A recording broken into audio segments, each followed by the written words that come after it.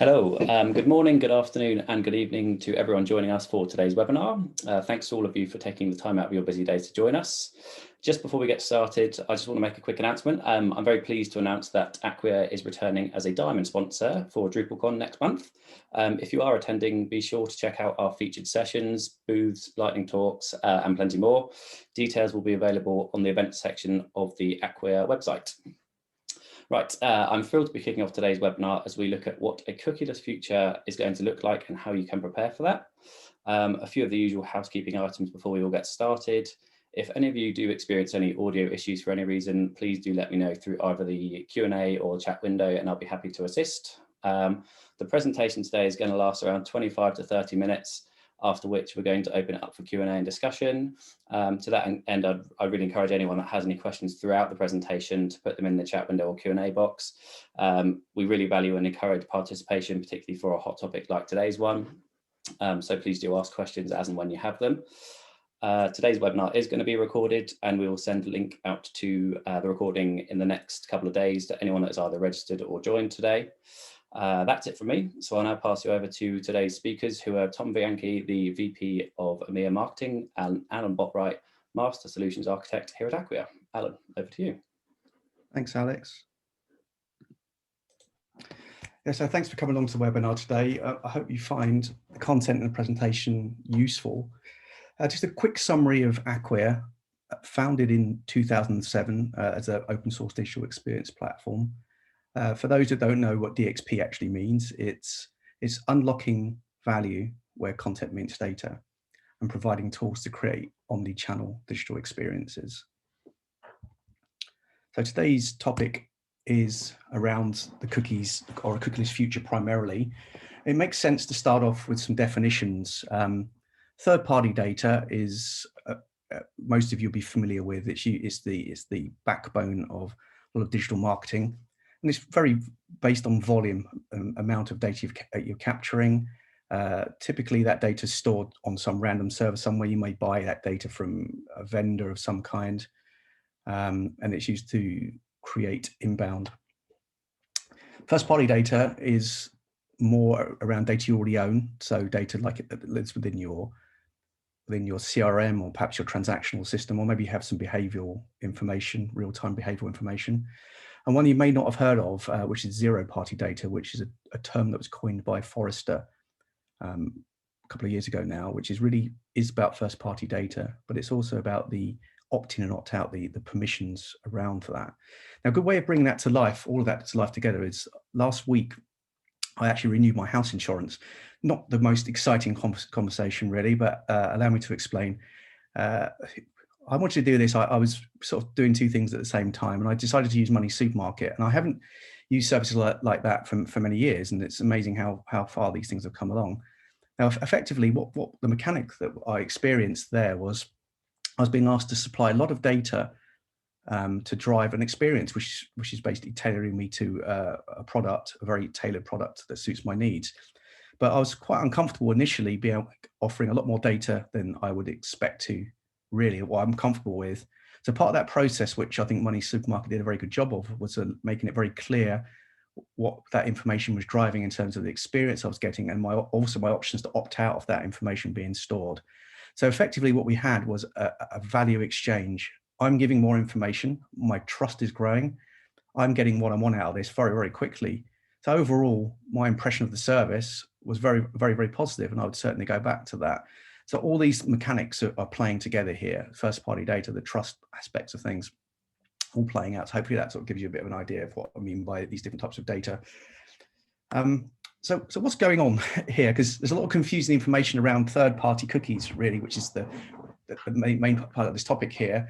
Is about 2 years ago, Google decided, basically picking up on the zeitgeist of privacy issues primarily, how can we continue to target information and drive digital advertising without actually getting down to the sort of levels of information that make people uncomfortable effectively.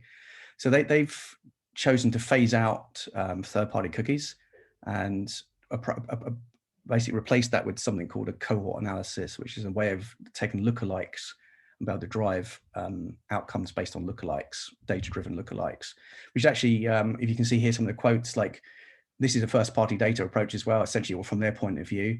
So this represents a big change. Probably the other one that's worth mentioning, which is coming into effect very quickly, is obviously most of you have heard about Apple and Facebook dispute, and that's to do with Facebook's ability to serve ads and then measure the results of those ads back.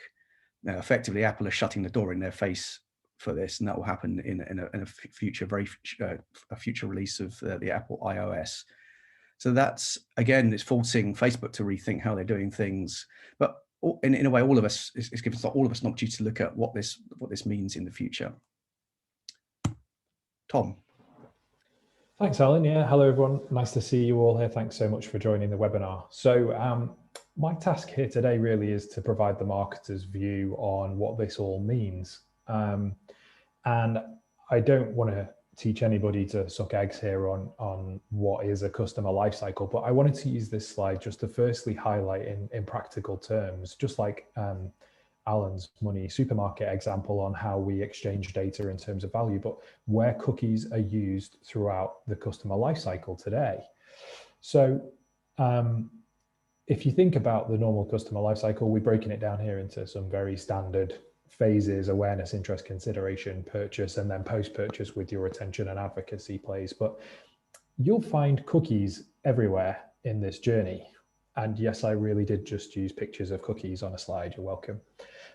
So let's take an example. In the awareness phase, you're probably doing search engine marketing of some variety, whether you're B2B, B2C, retail, it doesn't really matter. You're trying to take advantage of things like the Google algorithms, either in a paid media sense or in an organic media sense. And all along the way, there are cookies monitoring people's behavior and feeding that back into the system to make sure that the way in which you target your audience, the one that you want to drive traffic towards your digital experience, is the right audience and so on. And there we're looking at driving as much volume of traffic as possible into the top of the funnel so that as they go through the funnel, they drop out and convert. And then in our digital experience journey, we might then pass them over to our website, right? So we've done the search engine marketing, and then during the interest phase, they found your website and they start to browse the products that they're interested in. Well, then you might be using cookie information to look at how to personalize that content on your website. Or if you're a commerce site and you're a retailer, you might be trying to personalize the products that are on offer or recommend products that they might want to buy. As you continue through the journey, cookies are happening everywhere throughout the whole thing. So how do we get to a place where we're not so reliant on these cookies? And we're going to talk about this today, but I want to start off by firstly thinking about what we know about our customers. This is really important because the recommended approach that we're going to talk about, we want to move away from using third-party data, which Alan defined at the beginning of the call, and start honing in on first and zero-party data. How do we do that, though, when all of the intelligence that we have about our customers today sits in these data silos across the organization?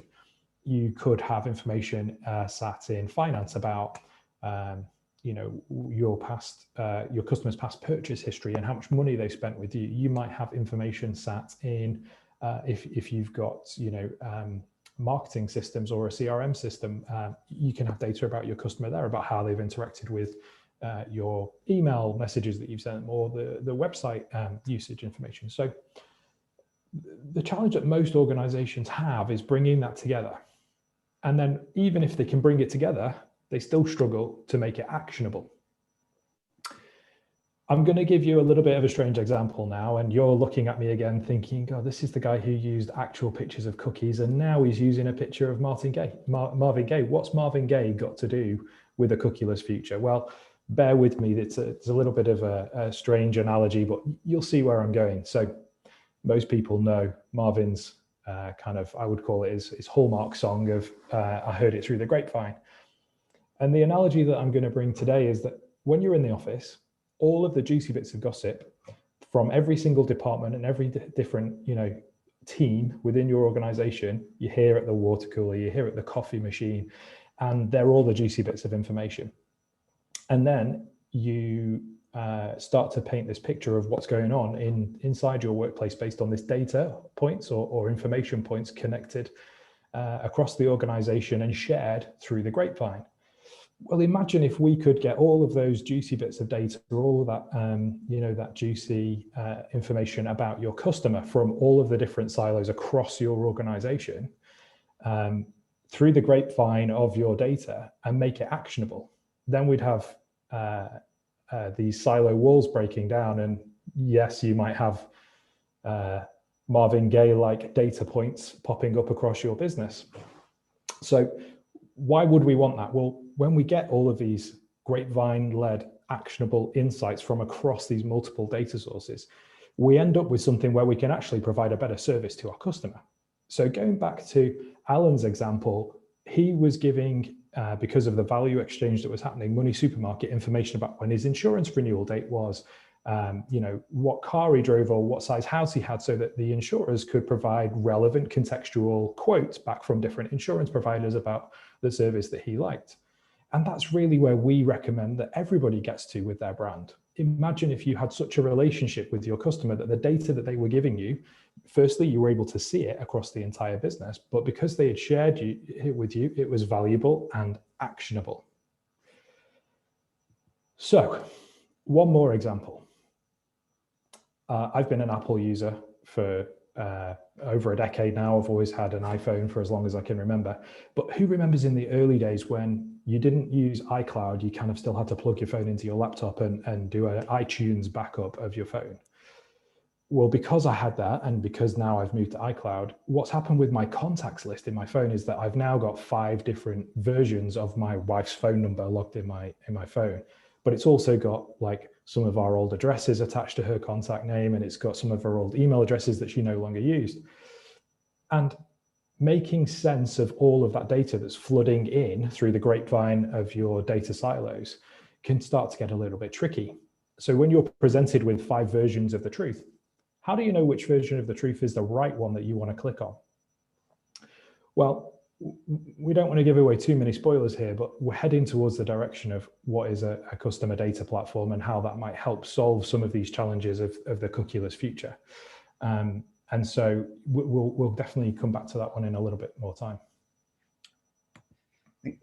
Thanks, Tom. So I think it's fair to say that most of the marketing activity, particularly around third-party cookies, has always been about volume over sort of specific targeting. And typically using a scattergun approach, and that's usually from a single data source. That usually the campaign is built off some kind of hypothesis, which probably comes from a limited single point of data as well. So it is very much just pointing out we have Jesse from Predator in here, so I just wanted to squeeze that one in there. But we're actually moving to more of a sniper sort of approach. Well, actually, that's one way of looking at it, actually. So I think the idea that we can target with information that from different sources, which is kind of what Tom's grapevine, Marvin Gaye grapevine is about. It's you have different sources of information. What's the information, what's the actionable insight off the back? And what was true yesterday at the water cooler isn't true tomorrow. And that's the other concept as well. If you're building marketing campaigns and they're taking months to actually execute on and derive some insight from, actually, when you're moving into this type of model with first-party data and dynamic audiences, those things are changing dynamically. So not only are you getting better targeting, but also the results are going to be more effective. It's actually more than that, though. It's not just, what we're moving to here is a different way of thinking about how to, it's the situation here where you've typically, most teams we meet in this process when we're talking about sort of customer data platforms are typically around smaller teams expected to do less with more.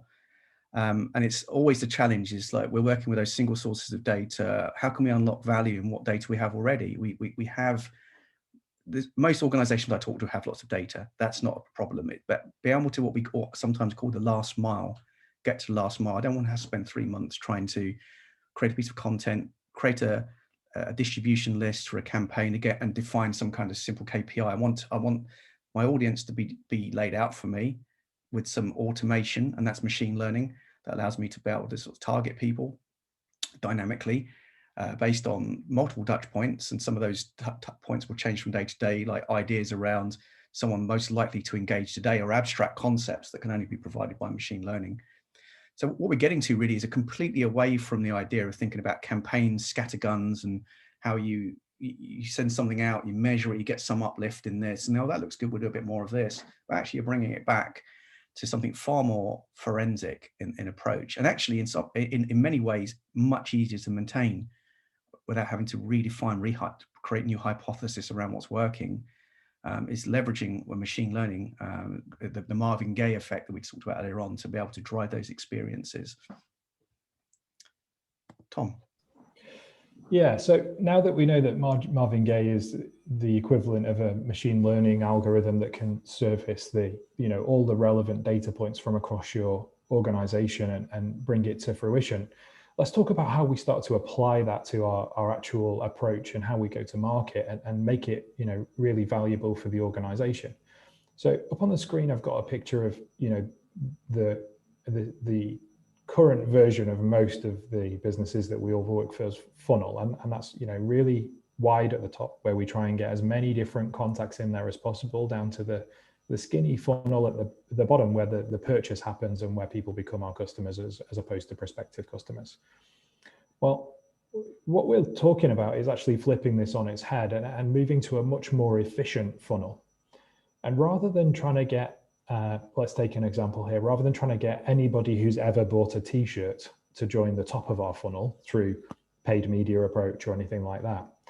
Well, we only sell pink t-shirts in size 7 or a size medium t-shirt. So how do we go and use the data that we've got about our existing customers through first party and zero party data and combine that with machine learning models to find people who are likely to go and buy that information again? Or more importantly, how do we attract people who we know are only going to be interested in that very specific type of t-shirt and bring them into the funnel? And while that seems really alien to me, even as a marketer, to have a funnel where we really only ever bring in the most qualified people in the beginning, hopefully you'll see from this illustration that the goal that we're moving towards is a funnel where it's leaner, skinnier, and it's almost like the new year, new me, right? By the time we get down to the bottom of the funnel, the goal is that we actually drive more revenue than before because we're being so targeted and so specific. Conversely, I'd like to throw out an alternative scenario here, and it's a slight inverse way of thinking, but rather than saying, oh, okay, I only sell pink t-shirts in size medium, you could also start to look at, well, what's the real size of my total addressable market for this? So before you even start selling a product, you could identify if it's a market that you want to get into, again, making your funnel more efficient and more optimized and hyper efficient. Okay, so rather than just listening to Alan and I go on, we're going to start to move into a bit more of a discussion phase now. Alan and I are going to have a little bit of a conversation about 3 key elements of what we think is the new model, starting with building trust, and then we'll go through a couple more. Once we get to the bottom of this, we're going to start to apply this theory to technology and how we can use technology to help us. So if you've got any questions, you can start to drop them into the Q&A panel. And in just a few minutes time, we're going to get to the Q&A section. So please ask away with those questions. So first of all, building trust, right? You heard it in the money supermarket example that Alan gave before. To earn somebody's trust to the point where they feel like sharing data with you, you've got to have a value exchange. And it sounds like a buzzword, and it sounds like something that you would hear in Marketing Week, but really it's the truth of the matter. I wouldn't feel comfortable telling any old website the address of my house and how many bedrooms it had and whether I had 3 reception rooms or 2 in order for them to create a quote for my insurance renewal each year. I'm only going to feel like I will do that and share that information if I'm going to get something in return. And in Alan's example, the information that I'm going to get in return is a service which offers me a comparison between lots of different insurance providers. So how can people build trust with their consumers, with their end users of their digital experience? Well, ultimately, it's about being able to offer some of your expertise, some of your knowledge, or some of your product even as a quid pro quo, as a trade for the information about the customer. Alan, empowering customers, what do you think? I think it's the example that we've used earlier on, but looking at, say, Apple have been shrewd around here. I think there's a couple of sort of dynamics going on here. One is being able to, for brands to be able to think about this and take this seriously. It's never been a better time to reevaluate this, looking at what data you have. But ultimately, there's two ways of thinking about this. We can either try and do things like we've done before and just find workarounds, but I don't think that's kind of going along with the general vibe out there, what audience our customers are expecting around data privacy. There's zero-party data, and that's probably becoming a data sovereignty issue as well, as we're seeing different parts of the world where data has to be stored in certain locations. That's becoming extremely complicated, and also that those opt-in and opt-out, it's not opt-in once and that's it. It's for each piece of value you're adding slightly more information. That's one example earlier on and pulling that back. But I think also looking at, Apple have done a pretty good job of making a big brand statement by leading the charge with what's happening with iOS and Facebook. And so I think which side of the fence do you sit on, really? I think it's opportunity this is going to happen anyway. There will be workarounds in the short term, but looking at Acquia as well as a business as well, we've been evaluating this for a while now. And our approach is to be very upfront, provide tools to customers to be able to manage this and build the trust with their customers. We see that as the way forward. Yeah, definitely. I think you touched on a really important point there as well with the data sovereignty, and also that's a great segue to the next conversation point here, and that's privacy. So in and amongst the fact that cookies are being removed, we're also in a state of compliance that varies from country to country, where different privacy laws are coming in. And on top of that, we've got customers' expectation about being able to manage their own privacy coming too, and really the iOS 14.5 update that's dropping imminently from Apple is it is going to be an awakening for many consumers that they can now actually have a better control over their privacy than they've ever had before. So a customer data platform can actually really help people manage some of these issues, or brands manage some of these issues, and really drill into where is their consumer data stored, how do they manage data between different brands if they are an organization that has multiple brands, but while all the time being able to take advantage of the data that they've got from their customers and still personalize the experiences that they have. And that comes back to the Marvin Gaye effect that we talked about before. So Alan, any thoughts on privacy before we move on to defining a CDP? Yeah, I think it's interesting from the privacy point of view. It's like that the ability to be able to manage that dynamically as well, because you might opt in and out at different points in that experience, different touch points. So that becomes quite a challenge actually, just in terms of how does your system allow you to, you've opted out at one stage, say during a transaction at all phase, but you've opted into something else, like maybe a web personalization layer. All of that is data points and dynamic data. But then you can't suddenly send an email with more information that's been agreed. So, and if you're dealing with a single system, a marketing automation system, then that might be okay, but that's not going to take you to the next level of experiences than what we're talking about here. But also, it's not a problem when you take it from the point of view of a CDP, because the CDP will allow you to, that's just a natural part of how the CDP works and how the data is having multiple reference points that's creating that profile of the customer, and that idea of a dynamic customer is not going to be the same as it was yesterday or even a couple of hours ago. Yeah, definitely. Okay, so I think we've definitely got a couple of questions coming in, which is fantastic. Alan, let's move on to defining a CDP, because I think some of the questions that we've had is what's the difference between a CDP and a CRM system, and another question we've had as well is something about OneTrust, which is a cookie management provider on websites. and how does a CDP interact with that, or does it even replace that? So maybe let's level the playing field with what's a customer data platform. Yeah, and I'd like to come back to the analysts with this stuff as well. This is a couple of years old now, but I think it sort of cuts to the chase. I mean, this is important because CDP has become a buzzword out there, but I've seen everything from identity platforms that literally are doing the most basic of authentication, through to CRM plus is probably is described as. So systems that are ultimately, there may be sources of sales intelligence and customer record system of record, but they're not designed to be able to provide insight, real-time insight, and a mixture, because they're not designed architecturally to be able to process data at that scale. On our first slide, we showed earlier on, we're already dealing with 25 billion transactions a day across our customer base. That's a lot of data, but that's possible. That sounds like a terrifying amount of a high number. But when your architecture underneath that, and you're also utilizing cloud computing in a way to be able to process through that, and that's important. That's from day one. You don't bolt that capability onto the back of a CRM. Because what a CDP is doing is looking at different data sources. Some of that data is real time, and some of it's batch data that's pulled in, and that's constantly being looking at reference points from one system to the next, and that's constantly happening in that process.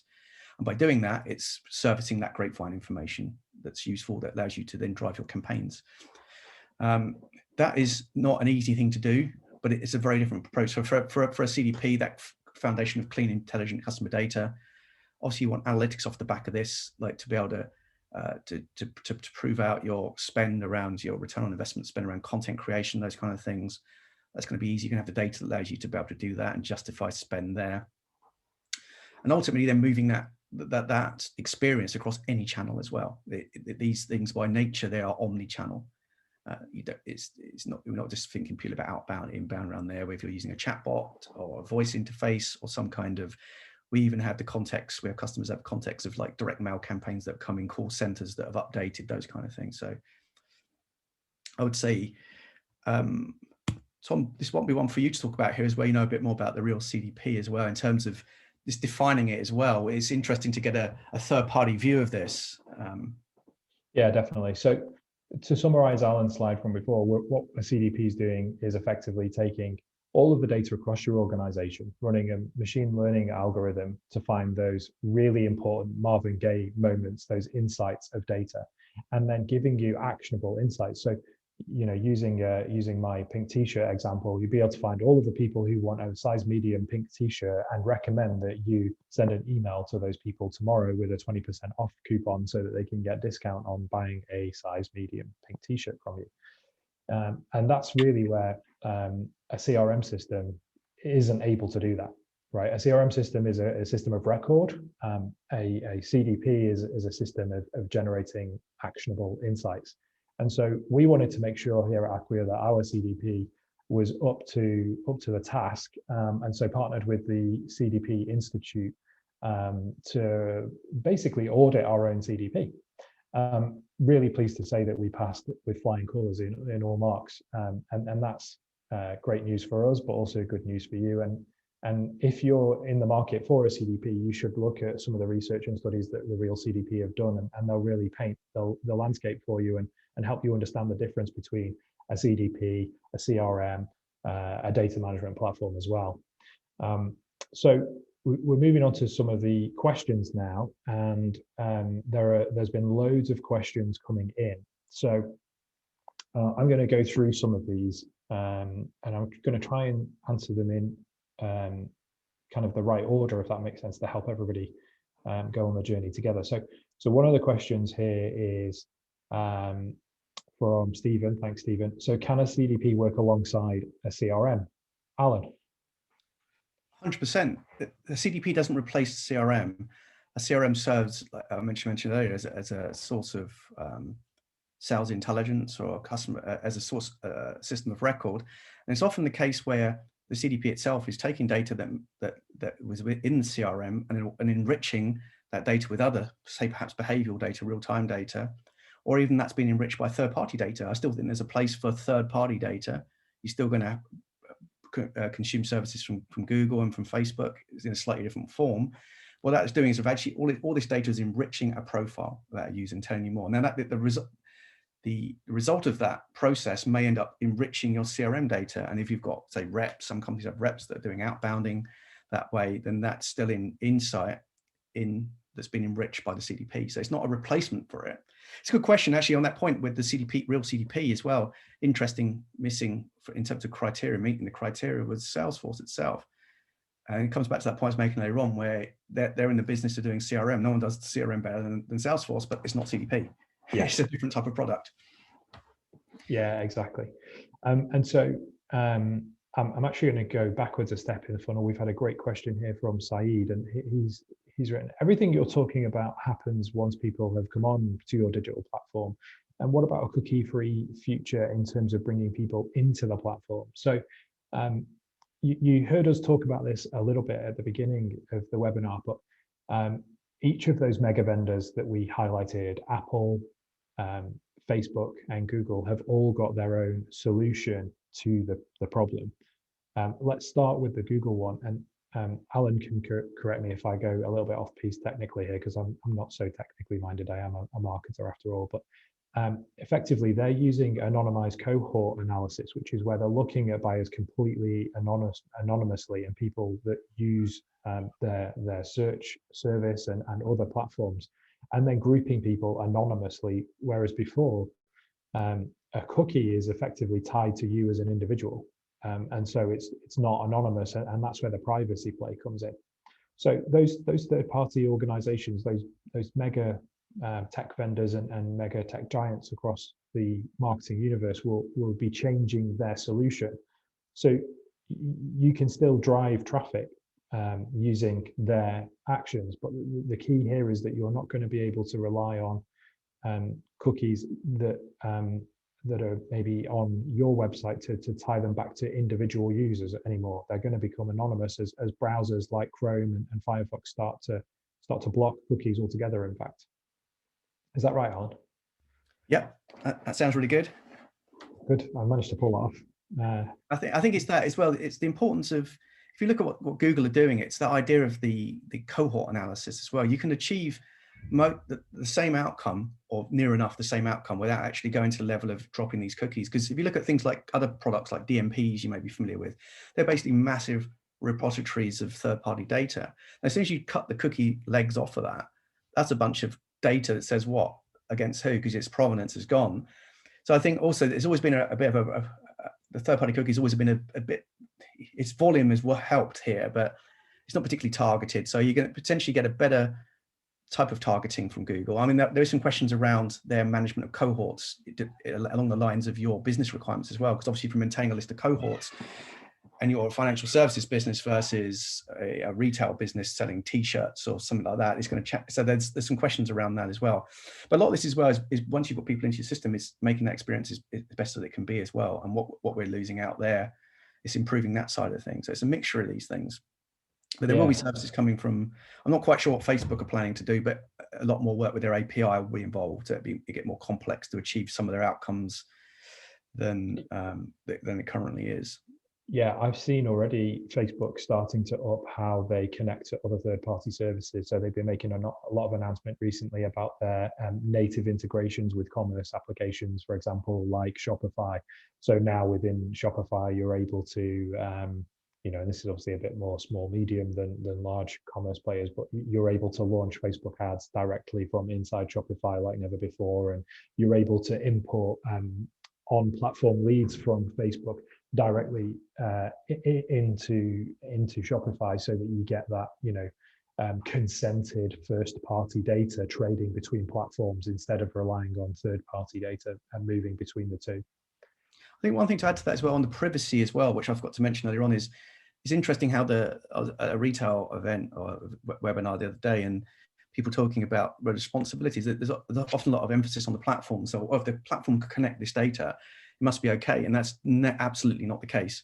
The responsibility sits firmly with the brands as well. So again, this first-party data, it's your data, what you want to do with your data, how do you want to maintain that experience, how's your zero-party data, your opt-in, not working. That's all on you guys to figure that stuff out. You can't rely on those big big platforms Yeah. give you the steer on that. They're always going to walk right on the edge of what's allowed. Perfect segue to another question here we've got, which is, can a CDP help with consent management across different channels? Thoughts on that one, Alan? Yeah, I mean, yes, it can, because you have the ability to deal with real-time data as well as batch data. So one of those layers is going to be opt-in, opt-out. Now that might be provided by another third-party service that's tracking that, or it could be you can do it yourself, depends on the experiences themselves. But if you're capturing form information, opt-in or out, and you're presenting that, and there's something that's accessible in your experiences that's like, yes, actually I want to give some more information, or actually I want to retract that piece of information. I mean, part of that stuff we should technically be doing already as part of GDPR from a few years ago. I think because of there's not been a lot of investigations into rule breakers there, because mainly because of COVID, and they've sort of, I think, suspect that people have held back. It's not been the priority, if you get the idea, but there'll be a big focus on that, and I think these things will come together. But absolutely, you can do this with the CDP, because if you're controlling the data that's responsible for opt-in, opt-in out, and even that data existing multiple systems, that doesn't matter either. The CDP blurs the lines between those systems.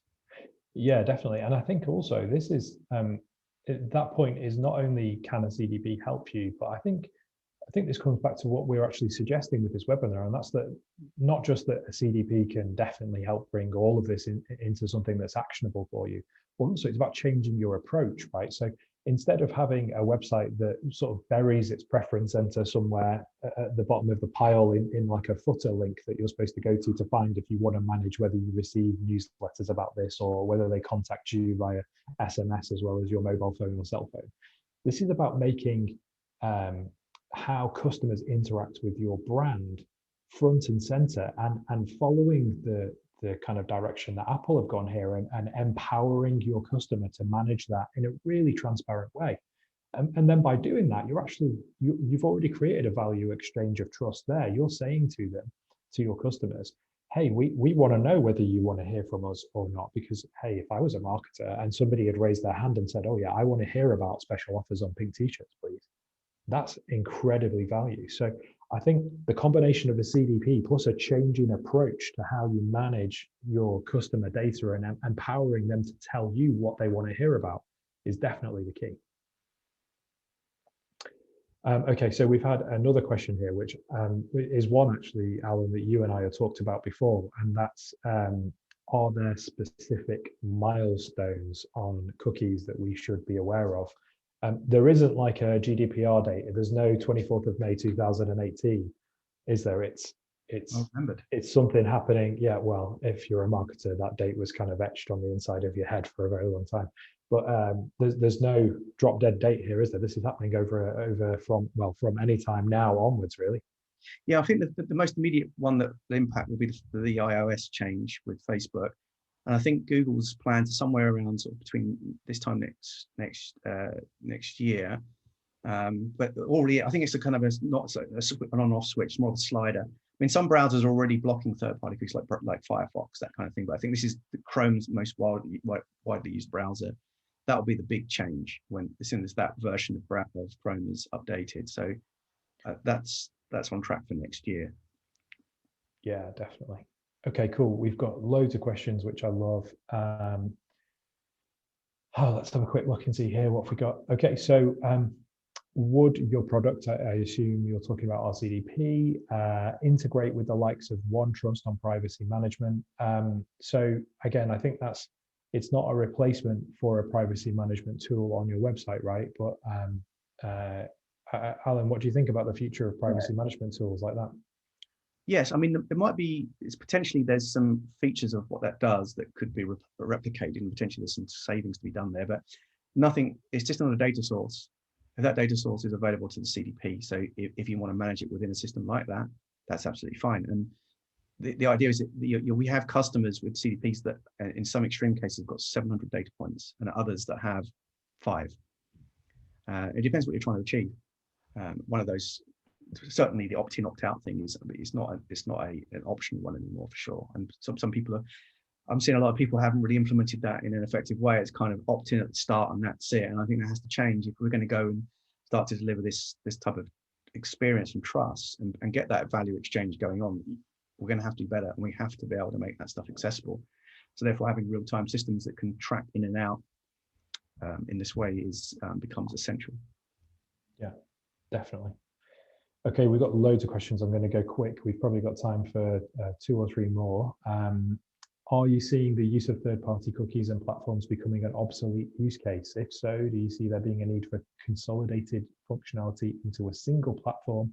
And is there realistically a single platform that can cover all bases? Wow, look at that. That's a meaty question, isn't it? True. I don't think it's a case of a single platform. I think it's, as we're saying, it's bringing data from different sources again, and some of that. I don't think we're ever being in a situation where, well, I mean, our philosophy for things, in generally Acquia philosophy is best of breed, bringing in different technologies. I think if anyone can generate, I think unless you take the China model and you've got a single application that everybody uses, I know that's one model which I seriously don't think will ever work outside of China. Although I've seen some experiments in other parts of the world that are going along those lines, but no, it's about pulling data from different sources and then creating outcomes based on those multiple data sources. It's not one source of truth here, and this is where it's just sort of coming back to that point. We need multiple data points to drive these experiences. Yeah, definitely, and I think I would also add to that as well that I don't think we would ever advocate for using a single platform as the be all and end all, because by the time you've implemented it, then how we use technology will have changed again. And so the key is being open, flexible, and able to pull data in from multiple sources, right? Yeah, but also that you're not locking yourself into anything. With, say, a best of breed, there will be features and capabilities and services that there may be a new social platform. There's some interesting movement around voice-based social platforms happening at the moment, where that may become a marketeer's tool in some way. So be able to bring that another data set, you're not having to unplug a load of other stuff and rebuild things. You're just hooking in another data set, and that's fine. Yeah, definitely. Okay. I think I'm going to take one more question from here, and then I'm going to move towards wrapping up. So we've got one from Jason here. Is this ultimately reliant on single sign-on? If so, what about those organizations who won't benefit from a sign-on, for example, many non-profits? Well, I think that's quite an interesting one, because there's 2 different things going on there, isn't there? Well, it's not SSO, because that is a one-to-one level. It's cohort-based. So what we're doing is, the difference is, yes, there is obviously option if people are logged into a service, then you know who they are, right? That's fine. And SSO may be a mechanism that's used to authenticate that person. But actually what you're doing more of most of the time is not authenticated experiences. They are anonymous to extent, but they're not anonymous, they're cohort-based. So the CDP itself is fundamentally similar to what I described what the Google are doing, which is good, which is a cohort lookalikes. Those lookalikes will change. People in your audience will be grouped differently, down to, you know, what was true if yesterday isn't true today. So that is it. So you're creating those out. You don't need to go to a one-to-one level, and certainly SSO isn't. There are 2 subjects, but hopefully that makes sense, that cohorts versus SSO. Yeah, exactly. And so SSO, you may or may not have that as part of your digital experience for your end user, right? But you don't need SSO at all to have a CDP. Those things are very different. And the other thing that I would add there as well is you're seeing the rise of different people providing their own SSOs as a service. So Apple now have one, Google have had one for a while, Microsoft is starting to bring one online as well. So they're all in the mix. And I think really our advice there would be, think about your customer experience, and does it need to be something that's a signed in experience, or can it be anonymous, and remove friction from your customer experience at any opportunity, right?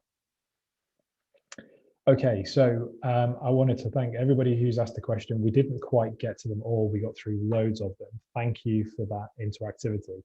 Let me just wrap things up. And Alan, if I miss any key points, you can catch me here. But in summary, the cookieless future is coming, and those tech giants that we highlighted at the start have launched their triggers. They're off to the races, and their changes are happening over the next year. Pay attention to how that's going to impact your digital experience, and think about, firstly,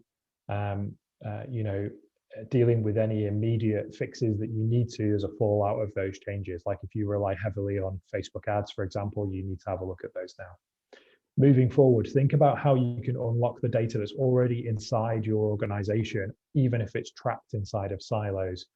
There might be things that you can do quickly without a CDP, but our recommendation really is to start looking at a CDP, particularly if you're going to be dealing with lots of anonymous data that you need to cohort and turn into that beautiful Marvin Gaye-like insight. Finally, CDPs don't replace CRM systems. They don't replace anything else. They harness the power of the data across your organization, use machine learning to help you find the right people to talk to at the right time with the right contextual offer. And ultimately, that's going to get you to your new skinny funnel, the new me of your funnel, your new year, new me, which will hopefully yield much better revenue results at the end of it and keep you as efficient and lean and lean, mean fighting machine all the way through your funnel. We've had some fantastic questions today. In case you missed that at the start, we'll be providing the slides in the form of a recording after the event. And if you've got any specific questions or you'd like to talk to us about how this was going to apply to your organization, please reach out to us directly. You can fill out the contact us form on acquia.com and one of our team will be back to you straight away. We'll send out a follow-up email. You can reply to that too. I'd like to say thanks to Alan for being here with me today and holding my hand through this technical journey of discovery. And I hope you all have a wonderful day. Thank you for joining. Thanks, everyone.